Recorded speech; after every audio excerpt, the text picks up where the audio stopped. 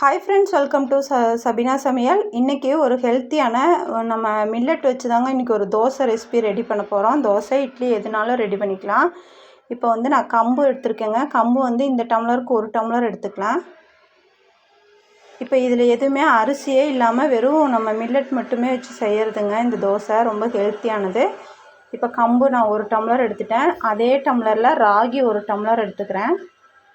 எந்த டம்ளரில் நம்ம அளந்து எடுக்கிறோமோ அதே டம்ளரில் நம்ம எல்லாமே மெஷர்மெண்ட்டில் பார்த்து எடுத்துக்கலாங்க. இப்போ வந்து தினை எடுத்துருக்கேங்க, அது 1 டம்ளர் எடுத்திருக்கேன். இப்போ 3மே சேர்த்தியாச்சு. இதில் வந்து ஒரு 1/2 டம்ளர் உளுந்து எடுத்துருக்கேங்க.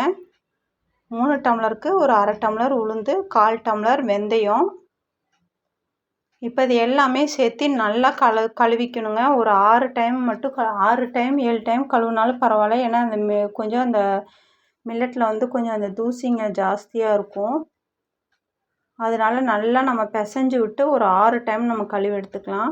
கழுவிட்டு இது ஒரு 6 மணி நேரத்துலேருந்து 7 மணி நேரம் வரைக்கும் நான் ஊற வச்சுக்கிறேங்க. நல்லா ஊறுற வரைக்கும் நம்மளுக்கு மாவு நல்லா அரைச்சி வரும்.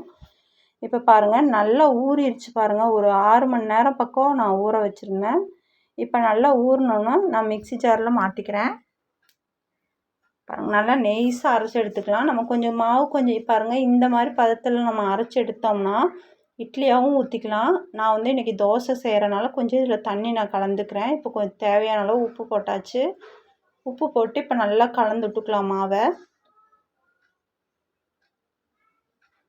புளிக்க வைக்க வேண்டியதெல்லாம் இல்லைங்க, அது அப்போவே நம்ம கலக்கி அப்போவே சுட்டுக்கலாம். இப்போ இதுக்கு ஒரு சைடிஷாக ஒரு சட்னி, நடக்கலை சட்னி தான் அரைக்க போகிறேன். நான் நல்லா ஒரு கைப்பிடி நடக்கலை எடுத்துருக்கேங்க. வறுத்த கடலை, 2 பல் பூண்டு, ஒரு நெல்லிக்காய் சைஸ் அளவு புளி, அதை விட கம்மியாக தான் எடுத்திருக்கேன். 3 வரமிளகா, கொஞ்சமாக கருவேப்பிலை, தேங்காய் வந்து ஒரு 2 பல் எடுத்திருக்கேன். இப்போது நடக்கடலையே உள்ளே போட்டாச்சு. போட்டு கொஞ்சமாக நல்லெண்ணெய் தான் ஊற்றிருக்கேன். நல்லெண்ணெய் ஊற்றிட்டு நடக்கடலை, பூண்டு, வரமிளகா, கருவேப்பிலை போட்டாச்சுங்க. புளி வந்து நம்ம கடைசியில் சேர்த்திக்கலாம். இப்போ இதோட நல்லா வறுத்து எடுத்துக்கலாங்க. இப்போ வறுத்தெடுத்ததை ஒரு மிக்ஸி ஜாருக்கு மாற்றிக்கிறேன். இப்போ வந்து கொஞ்சமாக உப்பு, கல் உப்பு சேர்த்தி இதை மாத்திரம் கொஞ்சம் கொரகொரப்பாக அரைச்சி எடுத்துக்கலாம். புளியும் நான் உள்ளே சேர்த்திக்கிட்டேன். டேஸ்டியாக இருக்குங்க இந்த சட்னிக்கும் இந்த தோசைக்கும். இப்போ தேங்காயும் உள்ளே சேர்த்தியாச்சு. தேங்காவை சேர்த்தி நல்லா அரைச்சிட்டு தேவையான அளவு கொஞ்சம் தண்ணி ஊற்றிக்கலாம். அவ்வளோதாங்க, சட்னி ரெடி ஆயிடுச்சு. அதுக்கு ஒரு தாளிப்பும் கொடுத்தாச்சு.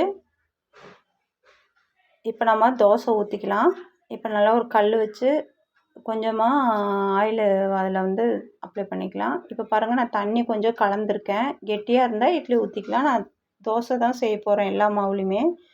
இப்போ ஒரு கரண்டி மாவு எடுத்து நம்ம சாதாரணமாக நம்ம எப்படி தோசை ஊற்றுவோமோ அதுக்கு தகுந்த மாதிரி நல்லா ஊற்றிக்கலாம். இப்போ இதே மாதிரி நல்லா தேய்ச்சி விட்டு ஊற்றிக்கலாங்க. அவ்வளோதாங்க. இப்போ வந்து கொஞ்சமாக மேலே ஆயில் விட்டு மூடி போட்டு மூடி வச்சுக்கலாம். இப்போ தோசை நம்மளுக்கு சூப்பராக ரெடியாகி வந்துருச்சு பாருங்கள். நல்லா மொறு மொறுன்னு இருக்கும். நீங்களும் இதே மாதிரி ட்ரை பண்ணி பார்த்துட்டு எப்படி இருந்துச்சுன்னு எனக்கு கமெண்ட்டில் சொல்லுங்கள். ஹெல்த்தியான மில்லட் தோசை இது ரெடி ஆயிடுச்சு. அவ்வளோதாங்க இந்த வீடியோ. பாய்.